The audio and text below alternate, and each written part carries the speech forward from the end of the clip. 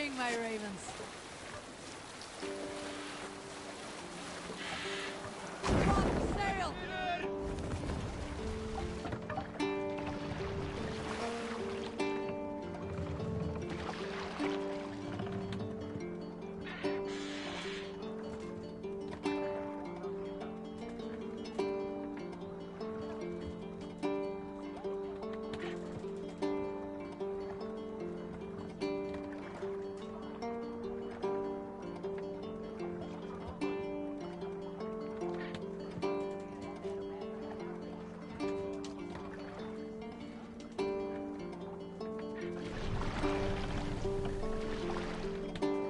Sail out!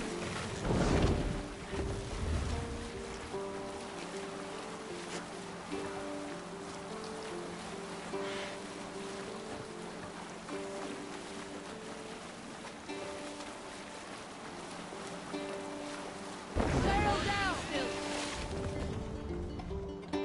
Run up the sail!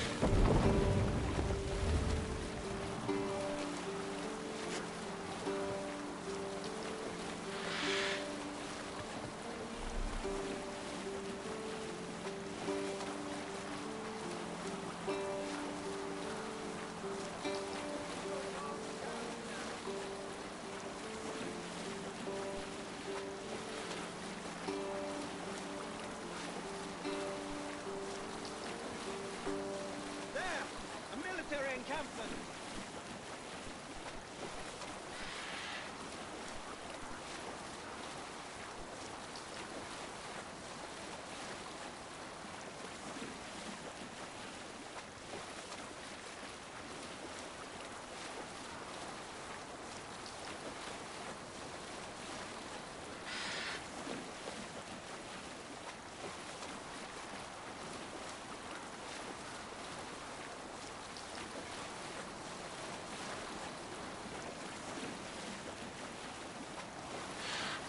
We'll share a tale. There was a woman called Nal, who came by ship to Fornburg and heralded, demanding to meet King Sigvaldi, Styrbjorn's father. Nal was from Gautland. She was tall and rugged and strong, and everyone who walked near her said she smelled of men's blood. When her message was sent to our king, Nal was made to wait a full day. Yet she did not complain. She watched the waves and sang songs. Night came and went, and still Nal sat by the shore of the fjord singing her songs. She skipped rocks with children and smiled. As the afternoon of the second day approached, King Sigvaldi's messenger reappeared. They spoke quietly together. At last, the messenger stood back and waved to some men nearby. 3 men bearing 3 chests of silver approached quickly. They set the chests of silver in Nal's ship and stood back. Then Nal stepped forward, swinging a large, bloodied sack before her. Nal opened the sack and emptied it on the shore. 7 pairs of hands tumbled to the ground. What are you doing? Nal then mounted her ship and sailed away.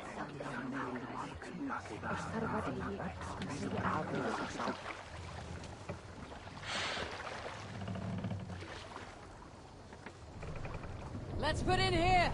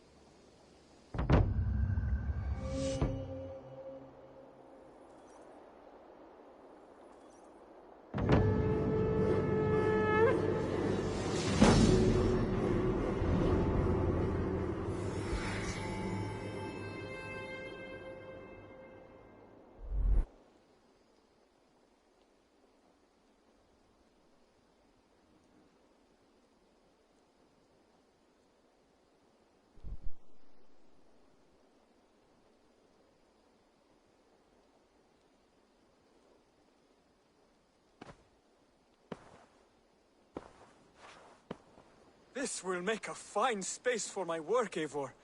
Thank you.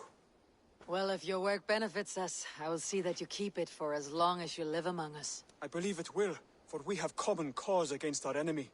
They have dug their claws deep into England. Eradicate them where they are strongest, and the alliances you seek will be far easier to come by. In London, they now operate without restraint. If you were to eradicate them, the city would be in your debt. I will talk with Ranvi about your idea. Get her thoughts. Good. Yet, before you do, there is something else. A gift I wish to share. A gift? I cannot show you here. Will you walk with me? I will. Lead on.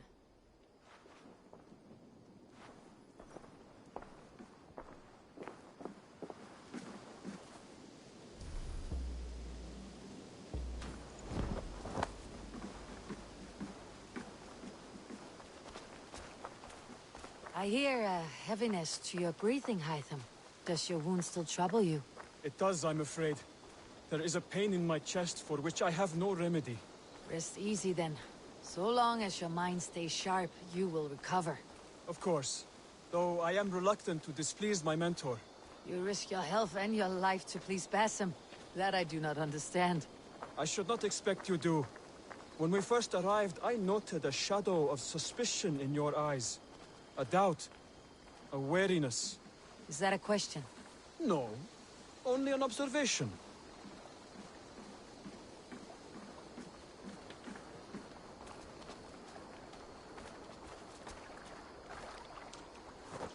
Are you well enough to steer this boat?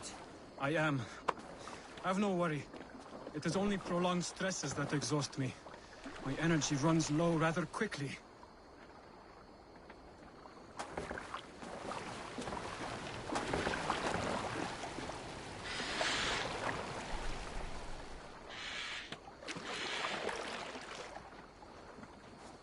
And what is this gift you wish to give me? It will not come from me. It is a gift you must give yourself. Riddles. What fun you are. Let me say it another way. My gift is not for giving or taking. It is a way of living. Still no clearer. It is a thing better demonstrated than described. Then I will wait. Forgive my jest. This gift we call a leap of faith. It is one of our Brotherhood's most sacred rites. It is not a tool we use against our enemies, but an act we embrace to strengthen our resolve. Like your meditation, it centers our minds, steadies our hands, and purges fear from our hearts. And more practically, it aids our movements, in flight or in stealth. You call it a leap, and we're climbing a rather steep hill. There it is again. The shadow of a doubt. Nearly there. Our destination is there. I suspect you mean to throw me off this cliff. Is that it? Please tell me if I'm near the mark. And spoil the surprise? To perform the leap of faith, you must give yourself over to something greater. The gods? Yourself. Embrace the hope that death will not come before you are prepared to meet it. Believe this, and you will fear nothing. Our deaths are prefigured, weaved into the fabric of the world. To fear this would be a waste of worry and tears. Good. Then your mind is already attuned to my lesson.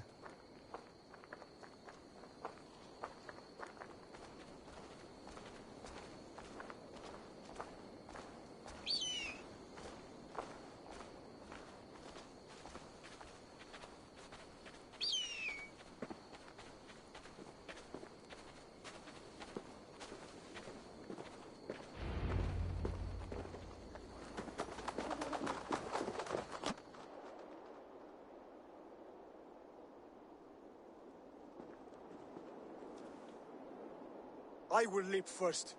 On my word, you must follow. Lean into your faith, into your strength, and take flight. You want me to jump from here? Yes. I would sooner grow wings and fly away. Thank you for the lesson, but... Wait! And watch! Hytham!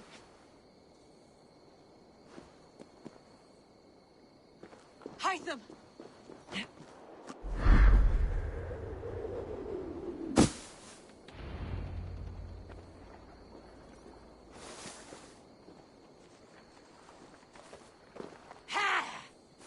perfect fall! And how did it feel? You spoke true. It was madness and vigor and a purging of fear. A gift I give myself. I see that now. Thank you for showing me the way. Of course. And thank you, Eivor, for hearing me out. You called this leap of faith a sacred rite. Do all Hidden Ones practice this same ritual? As far as I know, it is a rite of initiation that dates back to just before the birth of the Christian Jesus. Are you hoping to initiate me? I might try if I believed you would join, but that is not my purpose in England. Basim and I are hunting larger prey. The Order of Ancients. Yes. You remember the medallion you took from Kjotve's body? That is their symbol. They are a plague, one we hope to purge from this world. Like us, they act in secret. But their aim is to rule the world, not free it from unnatural fetters. The desire to rule is not unique to this order. Sigurd and I want the same. A land to call our own, and the honor that comes with it. Do not compare yourself to such people. The Order has no honor, no principles, no humanity. Yet they sit on a great many of England's thrones. If you seek to pacify England for the safety of your clan... Then it may be in my interest to give you aid. I understand. You desire alliances. We seek to rid England of its deepening rot. Where these hopes meet, our cause does too. You may think this land ruled by harmless jarls and bumbling thanes. Yet look more closely, and you will find a deeper threat. The Order's invisible hand touches all. It shapes everything, instilling its poison into every level of society. From the lowliest fishmonger to the richest merchants, from wealthy thanes to useless kings, the Order has corrupted all. Basim has given me one task here. To locate and eliminate the Order of Ancients in England, in whatever dark corners they reside. If we work together towards this end, it will benefit us both. You will have greater influence over the kingdoms of England. And you will have more medallions to count. Exactly. You should begin in London. I have credible reports that the Order is working now to seize the city. I will speak with Randvi about this. And while you are there, be on the lookout for our symbol. Centuries ago, the Hidden Ones had bureaus built around England. There were 6, I believe. If you can find them, search them well for documents bearing the same symbol. It will greatly aid my studies. I will. Thank you, Hytham, for all of this.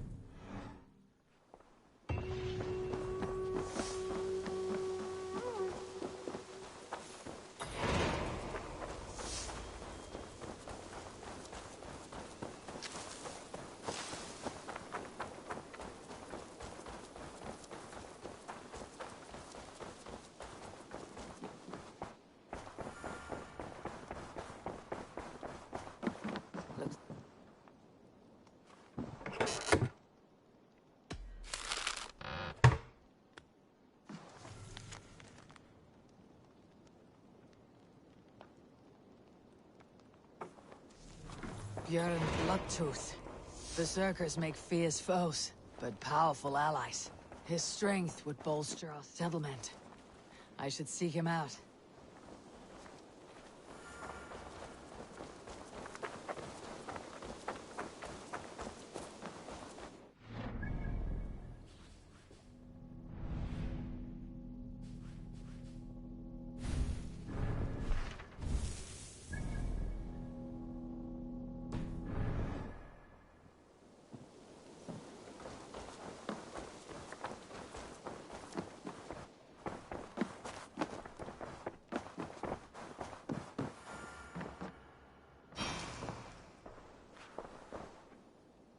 Word of our growing settlement has reached outside ears, so have a look around.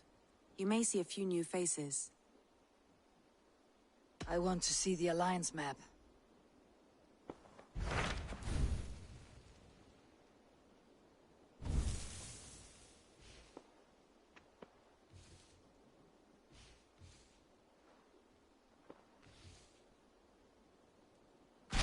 Tell me more about Leicestershire. I should like to join Sigurd soon. He traveled to a town called Repton to meet Ubba and Ivar Ragnarsson.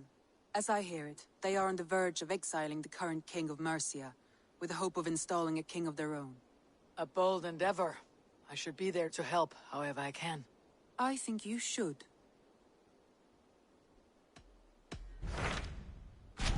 Tell me about Grantebridgeshire. A force of Danes, called the Summer Army by the Saxons, is camped north of Grantebridge, at some ruins across the river. We should curry favor with their leaders, Guthrum and Soma, if we hope to win their trust and allegiance. My scouts did not meet them in person, so I can say little for the state of their army. Consider this a starting point.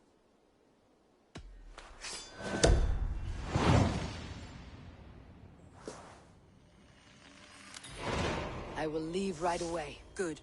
And may the blessings of Freya follow.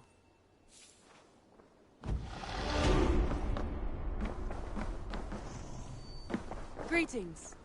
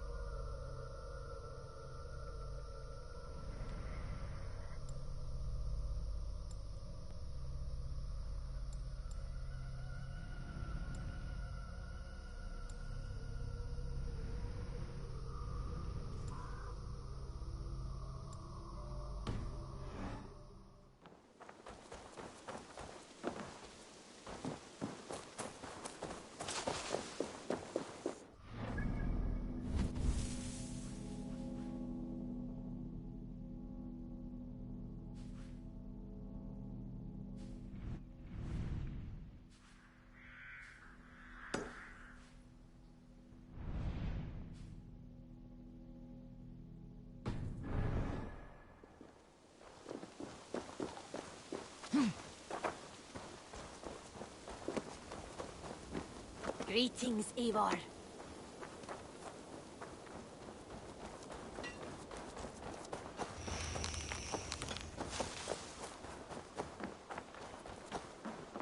Well met, Eivor.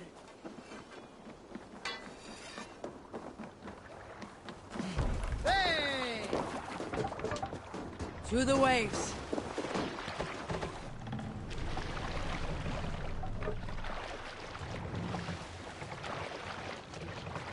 Can't raise the sail yet. Let's have a song. Let's hear a story. Let the sail out! We all remember when Eivor gave orders to attack Kjotve's clan in Avaldsnes. I knew even then our chance at victory was slim. It was a fool's errand. But Eivor demanded we strike, and I am not one to disobey my superior. Such is the mark of an honorable man. You all know what followed. We set upon Kjotve's men and were overwhelmed. You lot were captured and fit to be butchered, and Eivor here, carried off to be sold into slavery, a fate worse than a fine death. But there is one fact you do not know. In the initial fight, I came upon Kjotve, cowering in an empty house. He did not see me, and I came within 2 arms lengths of him. I could have slain him! A fast stroke of my axe, ending our troubles. But I held back. Why? Because I remembered my oath to Eivor. Yes, years ago, Eivor had staked a claim on Kjotve's life. So I left the back route alone. Yes. A pity, Dag. There is no one living who can verify this incredible tale.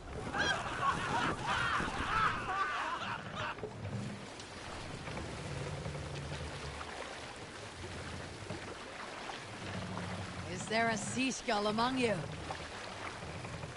In my youth, I remember hearing the story of Kalda, a fierce young woman whose father forbade her from swordplay and raids.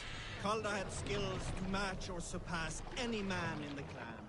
And so it was that... We'll pick up from there.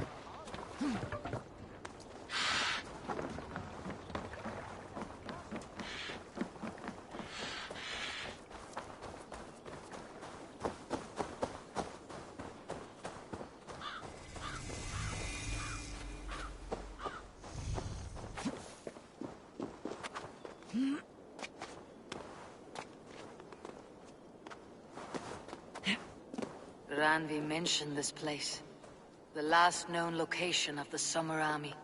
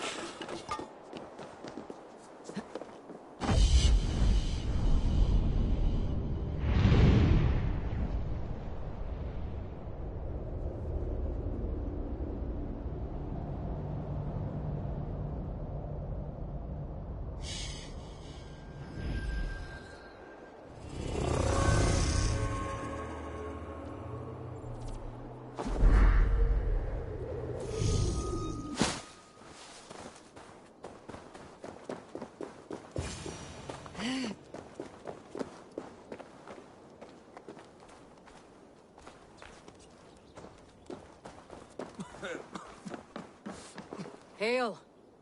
What has happened here? Who is asking? Eivor, of the Raven clan. Did you and your men fail to take the village? No. No, we had it for a time. It was nothing but a cluster of wattle and daub huts when we came. We made it lively. Gruntbridge was a thriving hub of trade and song under the care of Soma Ayalskona.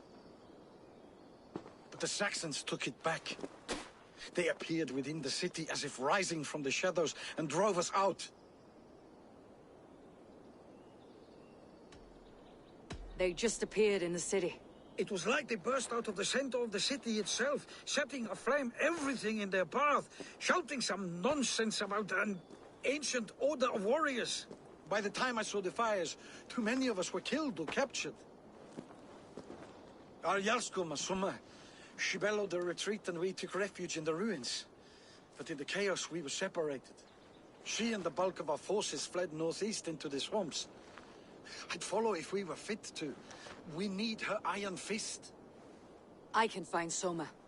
Be ready when we return. She'll be deep in the fog of the Fenlands by now.